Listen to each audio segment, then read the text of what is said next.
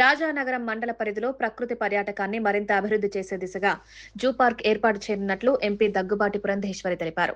దివాన్ చెరువులో ఉన్న అటవీ భూమిని ఆమె నేతృత్వంలో ఢిల్లీ నుంచి వచ్చిన కేంద్ర బృందం క్షేత్రస్థాయిలో పరిశీలించింది.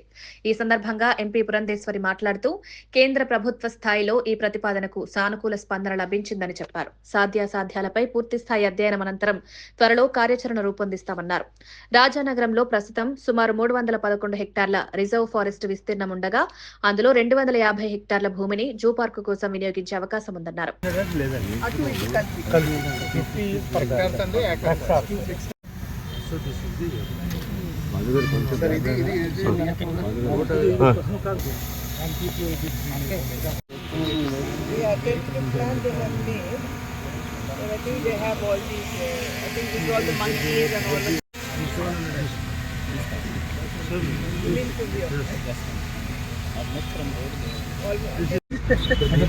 Tentatively,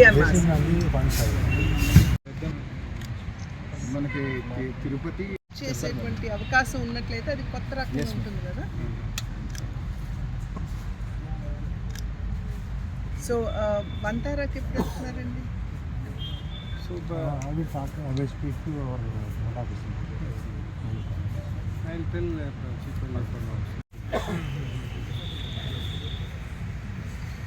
So I think this ropeway that we are thinking of additionally must be given to somebody else. Yeah. That won't be. There are people who will do the rope. That will be an added attraction. Yeah, true. Seeing the animal from top, absolutely. The density of vegetation is also high. So అంటే మీరు వెళ్ళి వంతారా చూసి వచ్చిన తర్వాత after you come back from Vantara, we will get a approximate tentative costing of this. Looking forward to tying up with Vantara Bridge, Gupta ji.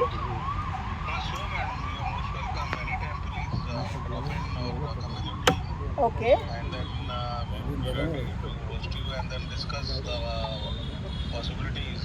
Yeah. And Vantara, we can work it together. No problem. That should be wonderful.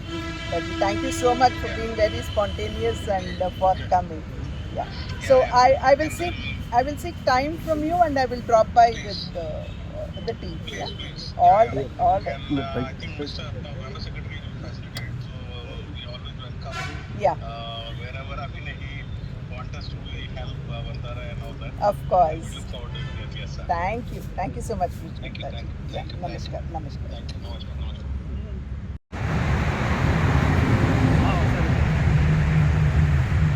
నువ్వు వెళ్ళిపోనా వెళ్ళిపోలే.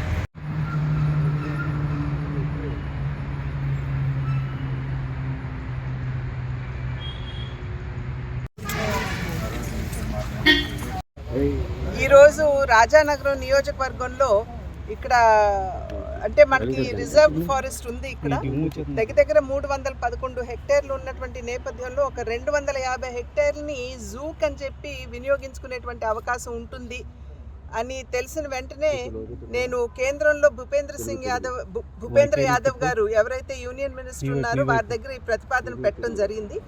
ఇక్కడికి అంటే పుష్కరాల సమయానికి అవుతుందని చెప్పి నేను చెప్పను, కానీ ఆ తర్వాత అయినా సరే వచ్చేటువంటి యాత్రికులు ఎవరైతే ఉంటారో వారికి ఒక మంచి ఫెసిలిటీ ఇక్కడ మనం అందించేటువంటి అవకాశం ఉంటుంది.